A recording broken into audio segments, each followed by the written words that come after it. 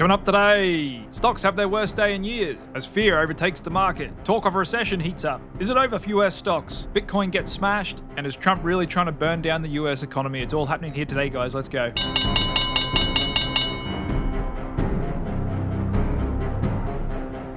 And welcome back, everybody, on yet another rough start for the stock market here this week. Over 1.5 trillion wiped from the stock market just today alone, and another huge correction in growth stocks, financials, and even some blue chips as well. However, we still have a little bit of a defensive rotation going on. Wasn't a complete bearish breadth of a day out there, but some of the most popular names are continuing to get hit really hard here. There's a look at the Russell 2000, actually now flirting with technical bear market territory, getting almost down 20% from its highs today, as the market has now completely removed the Trump trade premium and some, with pretty much all growth assets much lower than prior to the election. Hopes of deregulation and lower taxes have given way among investors to fears about the on-off daily changes to tariff policy, and so a lot of the market is paralyzed by this uncertainty. Once again, tech getting hit the hardest. In fact, the Magnificent Seven as a group down over 5% today. And there's a look at the VIX, coming within an inch of 30 today. And so I think what's really spooking the market over the last couple of days is comments from Trump and his team appearing that they don't really care about the stock market, hinted at a possible recession, and that they're more focused on their mandate, even if that comes with some short-term pain. And so it appears the market may be removing some of the Trump put. I still think it's there. I think it's just gone a lot further out of the money. Like we've been talking about, Trump appears to have a lot more tolerance in his second term for volatility than his first term. But I also think he's goosing the market and the Fed into achieving their mandate. They want lower rates. And all of this could very well bring that about, because in addition to bond yields falling today, the 2-year closing at its lowest level in months, 388, well below the Fed funds rate.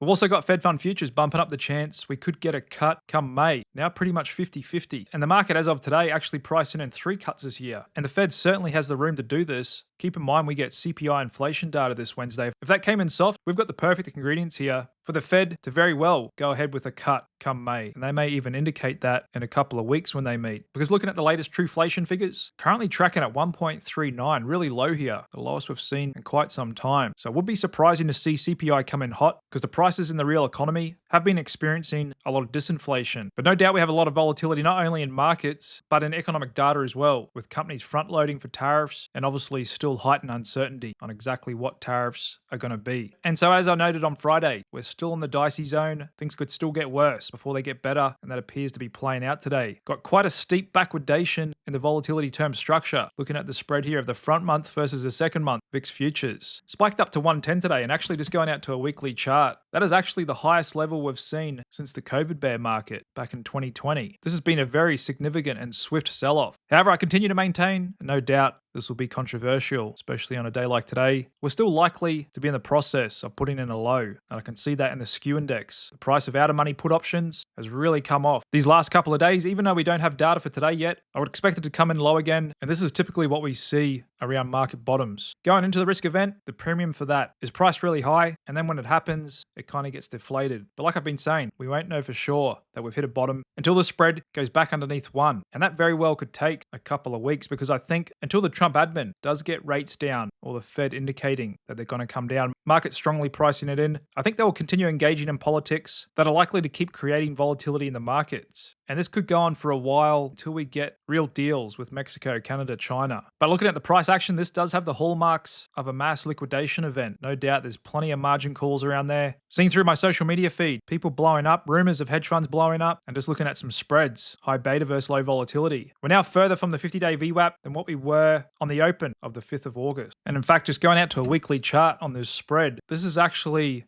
a sharper correction we've had in high beta stocks than what we got all throughout the 2022 bear market. We're actually coming down into that price range actually. In fact, looking back over the last decade on this spread, it's kind of similar to COVID and maybe back there in early 2016. One of the sharpest corrections we've seen in growth stocks. And so this to me still looks like a growth scare, because these sharp corrections and fear spikes can usually happen in a bull market. Bear markets are more long-winding downtrend like we saw in 2022. And so I still think there's plenty of good opportunity out there, because keep in mind, just because a new government is radically overhauling how the government operates, reducing government spending, I understand the fear and uncertainty. But like we saw with Argentina, with Javier Milei, who did the same thing, dramatically cut government spending. There was plenty of fears back then, going into the start of his term, that this will topple the economy as it became so addicted to government spending. Actually relocated a lot of people from the public sector to the private sector, and got their economy back to growth and lowered inflation. So I still think the same thing can happen in the States, but we've also got other things happening in this market as well. The huge rise of zero-day options and leverage has turned the market into a little bit of a casino. Just seeing mega cap tech and some of the biggest companies down this much on one day in a growth scare. It's not really the fundamentals. The companies are still the same as they were a month or two ago. This is more kind of flow-driven chaos. With one of the hardest hit being Tesla, down over 15% today, hitting 220 right on the nose in the last couple of seconds of the day. I didn't actually get filled. Hit exactly 220 and bounced right off there in a second. So hopefully I'll get filled at that level tomorrow, because I still think this is a really good opportunity. Even with all the negative headlines and sentiment around Tesla, now got protests at the front of Tesla dealerships. But these aren't Tesla customers, they're more like Antifa wannabes and other radical ideologists who would rather still have the old war party in power than see a government get cleaned up. But anyway, I believe it's creating great opportunities for the long-term believers. Didn't quite get to my buy level on NVDA today, 103, got down to 105.5. Very well could get there tomorrow. And interesting to see one stock doing well out of all this, SIBO. Crazy amount of options volume is great for this company. Almost 61 million contracts traded today. That's a huge number. Look at that, all the most liquid options. Stocks down quite a lot today. Plenty in the double digits there. And so no doubt, fear is grappling this market. Fear and greed index very rarely goes lower than where we're at now. Almost as low as it goes looking back in history. And like I said on Friday night, if we are going to get that 10% correction in the S&P, even though we're well and truly done more on that in the other indices, growth stocks, it can happen quite quickly looking back in history. And like I said, these sharp kind of corrections are more seen outside of recessions. Here in the black dots, percentage correction and the lengthened days, you can see those 10% corrections happen quite quickly. Whereas bear markets is more a persistent downtrend, market kind of rolling over after broad distribution, whereas this one's more of a sharp fear spike. And if the Russell 2000 does finish down this week, that'll be the first time in over quarter century it's finished down 7 consecutive weeks. But no doubt markets are a lot more nervous in Trump's second term, at least to start with, versus his first term. Looking at this chart overlay from Fundstrat, S&P 500, Trump 1.0 versus 2.0, small caps, Bitcoin, the 10-year, the dollar, gold, and what's been performing a lot better than US stocks this year, European stocks. Even Chinese stocks have been holding up very well. But there's a look at international developed markets versus the S&P 500, looking pretty stretched here. And today actually marks 16 years since the GFC ended. Looking back in prior bear markets,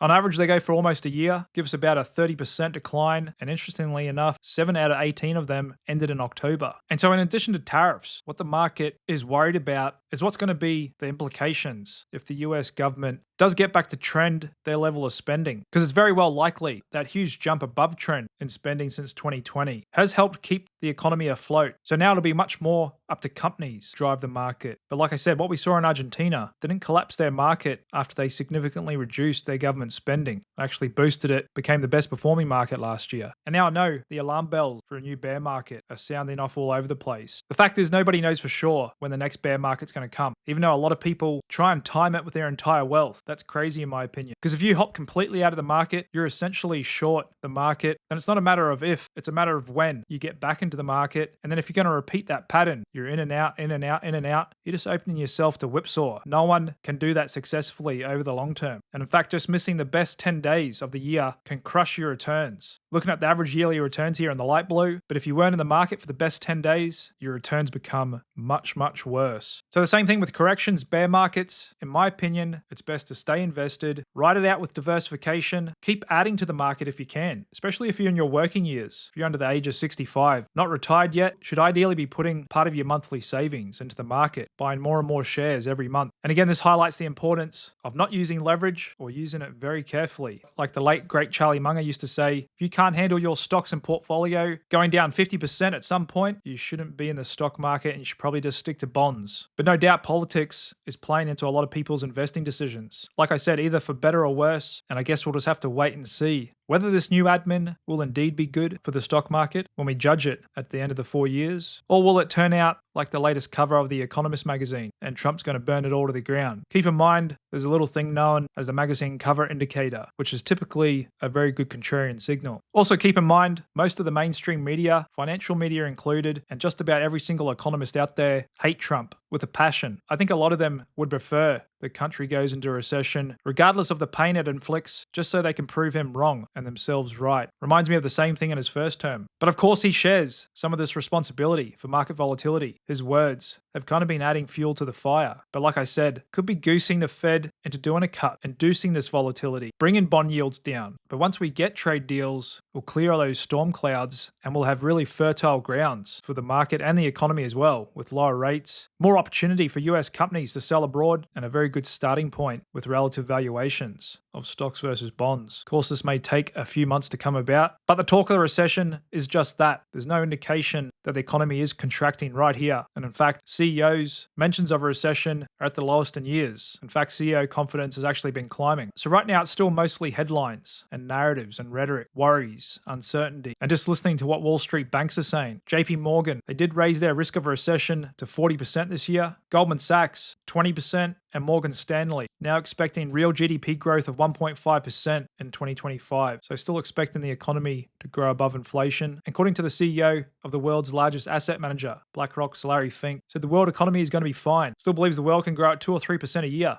over the next couple of years. And that's the thing. Economy, society, markets, they will continue growing over the long term like they always have done. It's just a lot of investors get really caught up in the short term. Even big institutional investors as well have been bailing on US stocks, buying up European stocks on the back of big new stimulus coming out of Europe as they try and get their economies and growth off the ground. And even though we had been forecasting plenty of volatility in Q1, I think it may have surprised the markets to see that short-term Trump put gone, along with the Treasury Secretary mentioning there could be a detox period. I still think the put's there. Like I said, it's just gone further out of the money than the first term. And that's definitely letting a bit of hot air out of plenty of markets. Bitcoin being one of them. Pretty sharp slide there over the weekend, getting down to 77,000 today. Ethereum even worse. Losing that big support zone. Now looks to be in a persistent downtrend here. And Bitcoin proxies as well getting hit hard today. MicroStrategy down over 16%. However, that's not stopping them from coming out with plans today to raise up to $21 billion to turbocharge its Bitcoin accumulation bet. They already hold nearly 500,000 Bitcoins, on its way to approaching 3% of all outstanding Bitcoins. Like I said,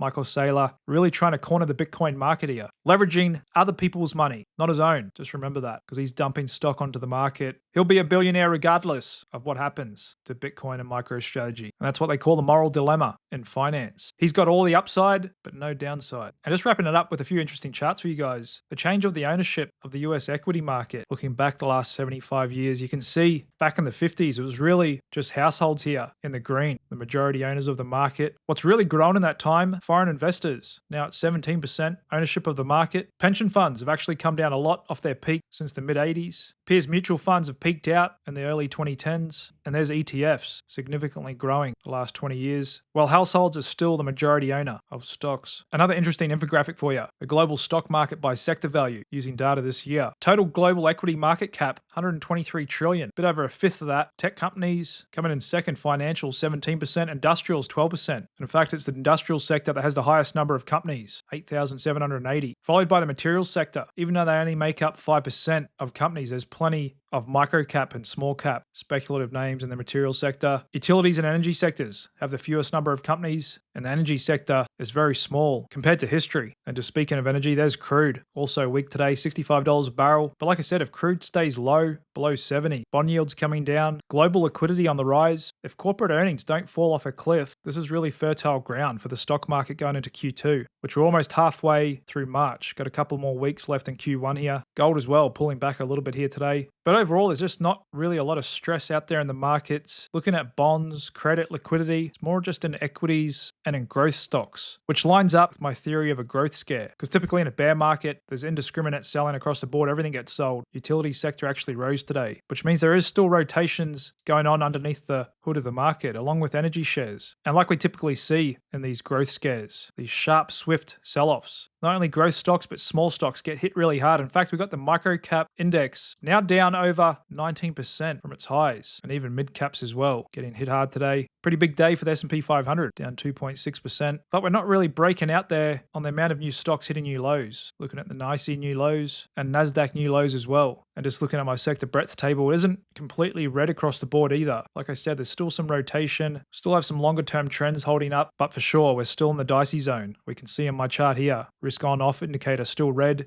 S&P oscillator still oversold, now getting down to the lowest level we've seen since the 5th of August. And the volatility market still very much in backwardation. VIX 9-day at 31, VIX 30-day 27. So we're very well going to see more volatility this week, and inflation on Wednesday, CPI is going to be a big one. That comes in soft. The market could could very well quickly price in a near sure thing that we get a rate cut in May. Kind of similar thing happened back in August, September last year. And this heightened volatility in markets just makes J Powell more likely to go ahead with that, which will be a good thing for stocks, especially the further they keep coming down, the better the yield differential between stocks and bonds becomes. And so that's pretty much a wrap for the daily market review today. Thanks very much for tuning in. And as always, I'm interested to hear your thoughts and the comments below this video. Otherwise, I'll see you back here this time tomorrow. Cheers.